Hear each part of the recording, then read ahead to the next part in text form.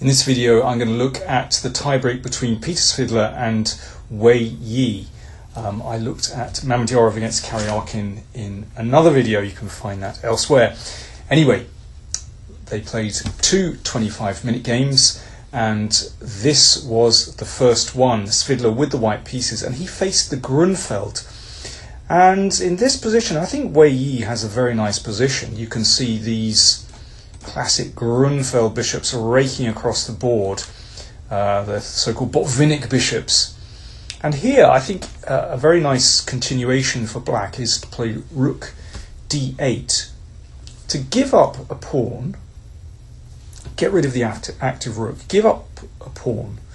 But white's king is still in the middle of the board, so black gains a lot of time here.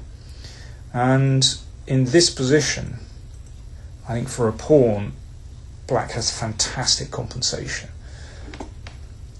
But instead, Wei Yi played c4, and Svidler, after not too much reflection, played this very inviting exchange sacrifice. So white gets a pawn for the exchange and two bishops, and these pawns here, particularly the ones on light squares, are very weak. So I think all we can say is good compensation for white.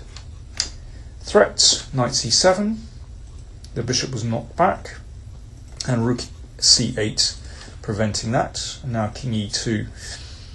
And I don't think Wei Yi played this very well. I think he should have just come back with the knight in this position, and that covers the a7 pawn. Instead, he went in with knight c4, and the tactics work out well for white in this position. So the rook is threatened, and the rook has to keep hold of the knight. If the rook comes up, then, well, that can be hit again by the knight. So black has to plunge in. Now, of course, that can't be taken because of rook takes, so the knight has to keep taking, and the knight takes on g2, and you've got to be careful of a knight check here, but you can check, and then knight g6, and that knight covers the f4 square. That's useful.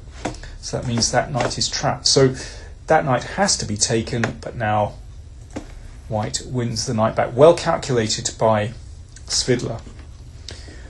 So more exchanges. So in this position, you can see that Svidler is, well, a pawn up for the moment, and he has the initiative. So another check, and he's targeting the e6 pawn. So a check. And now this is potentially rather unpleasant for black. There's already a threat to take on e6 and take here. So bishop f8, and bishop c4, targeting the e6 pawn, and rook b6 is very passive.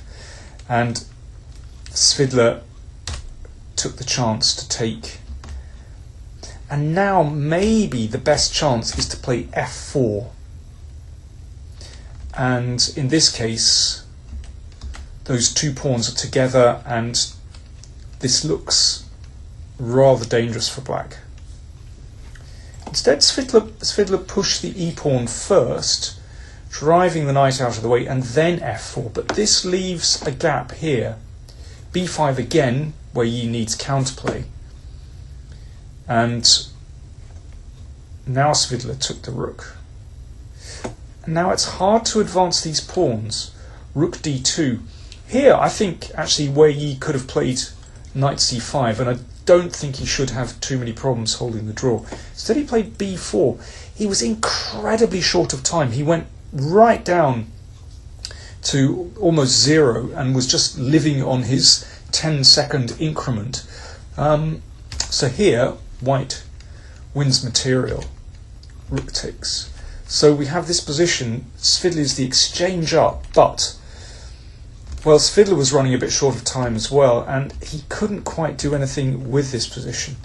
I mean, maybe there are improvements here, but the basic problem is that really white needs to come in with the king here, but then black goes in this direction, supports the b pawn. Well, let's just see what happens here. I mean, there are potentially ways that white could have disrupted black, but, well, short of time, Svidler couldn't find the right way. And although this looks very dangerous at first, in fact, the king comes round in time to support the b pawn. And here the draw is obvious. The bishop not only supports the pawn, but is able to give itself up for the h pawn. So here Svidler didn't bother going any further and just took the pawn and a draw. So Svidler definitely had chances, but yeah, couldn't make anything of it. And very gritty defence by Wei Yi. In the second game, second 25-minute game, Wei Yi, with the white pieces, played a very passive opening, or really a nondescript opening is perhaps a better term. It's in Italian, a gioco piano. But here already Svidler is starting to take the initiative with this semi-open f-file. And, you know, it's very easy for black to play, just doubling on the f-file, threatening in an exchange sacrifice already. So the knight had to come back. Well, black is building up really nicely. That prevents the knight coming into these squares. But now queen g5, if that's taken, then rook f2 check. And now h5 is really potentially unpleasant. Wei Yi exchanged. Now, of course, white would very much like to block this h-pawn, but there's a problem. Knight takes. Now, if that's taken, then it's going to be mate very quickly. And knight h3 does not save white because of this very nice tactic. So if queen takes, then knight check, and black is just a pawn up for nothing. So Wei Yi played rook d1, and after h4 brought his rook to d3. So a kind of counter-attack here, trying to get something on the g-file.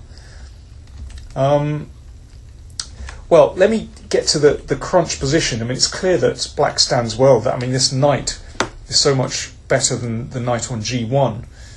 But they come to a crunch moment here. Now, when they're short of time, this is very difficult. But Svidler played safety first with rook f7. He could have seized the d-file, giving up that e-pawn, but actually this is terribly dangerous. Black is going to win one back. It's very nice. Instead, after this, Wei Yi took the d-file, and after that, well, he had just enough counterplay to hold the game. Okay, next game. So those two draws in the 25-minute games. Now let me see. First 10-minute game. Once again, it was a Grunfeld, and Svidler got it right this time with the white pieces. What a fantastic position this is. This bishop locked out of play. This one not very good. The knight on the back rank.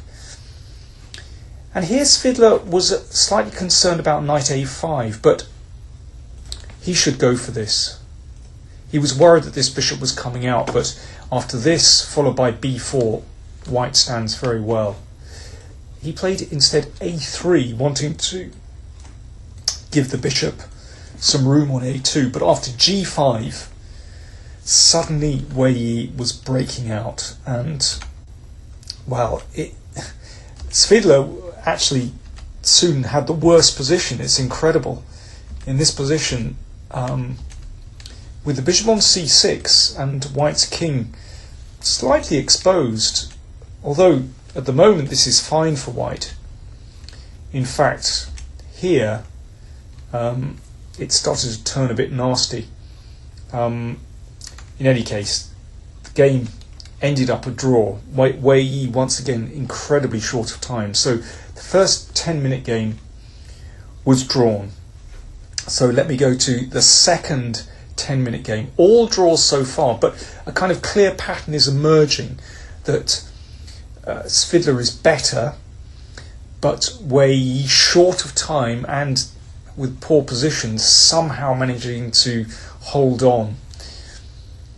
Well, this was a kind of reversed Sicilian.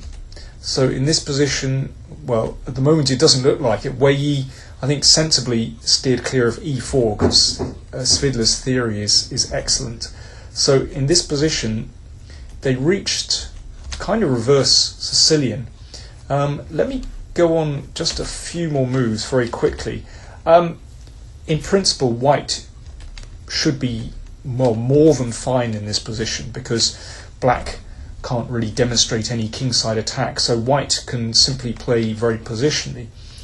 And here, well, I already like white's position, but of course black should prevent knight g5 with, say, f6 or h6, and it's not so bad for black. Maybe roughly level chances. Instead, Svidler played a5. Okay, understandable to stop b4. But here, I think seizing this bishop, that's more serious for black. And suddenly, Wei Yi, having got the bishop pair, is a lot better in this position. That is a huge light-squared bishop. And this is a lot of fun for white to play. So let me just go on a few more moves to the next critical moment in the game.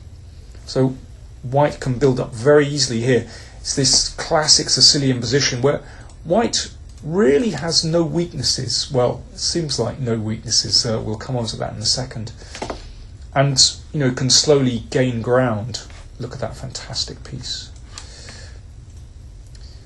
Knight e4, and this is not a lot of fun for black to play. And here, the move I like very much is just queen c4 to sort of pin that knight. And it's a highly unpleasant position for black to play. This bishop needs to control the dark squares on the king side, but also the c5 square. It's not a good position for black. But Wei Yi played knight c5. Okay, it looks nice to gain another bishop. In fact, this position with two knights against two bishops is rather tricky. This is a very nice maneuver from Svidler, because suddenly he has found maybe the one weakness in white's position, and now it's not so easy. And this is a very interesting strategic idea. Svidler wants to maintain the pressure against b3 and is prepared to double his pawns. And now, in fact, white should play rook c3, and it may be about equal. Instead, Wei Yi was tempted to exchange queens and damage the pawn structure, but in fact, well, he simply has problems with b3 now. Rook c3 can be met by knight d5, and white will have to give up the bishop. So Wei Yi basically gave up this pawn. Well, I'm running out of time. I'm going to go way ahead in the game. So Svidler took this pawn after a few moves, and he made steady progress. Although, Wei Yi had the bishops, in fact, Svidler managed to use his knights very well, and now the king came in to support the knights, and you can see the bishops really can't do very much, and now the pawns started to advance. I thought Wei Yi's best chance might be to simply give up a piece here and go for this position with rook and 2 against rook and 1, but well, it's still very unpleasant for white actually. Instead, well, he played like this, trying to somehow keep chances here, but actually this is now completely lost. Rook a3 is a very good move, preventing the king joining the game, and that's now even worse. With absolute control over the 7th, this is completely lost. This is not a lot of fun for white to play. And on c3, Wei Yi resigned. So in the end, quite a convincing victory for Svidler. He certainly played the better chess, but just couldn't put Wei Yi away. So, semi-final pairings. Peter Svidler plays against Anish Giri. They were both born in Leningrad, or St. Petersburg, I should say. And in the other semi-final, we have an all Ukrainian battle. Pavel Ulyanov against Sergei Karyakin. Of course, Karyakin now represents Russia, but they're both born in Ukraine. So it looks like the Russian school of chess is well represented in the semi-finals. These tiebreak games, speed games, are very, very uneven, but I think certainly justice was done, and from the play, the best players came through.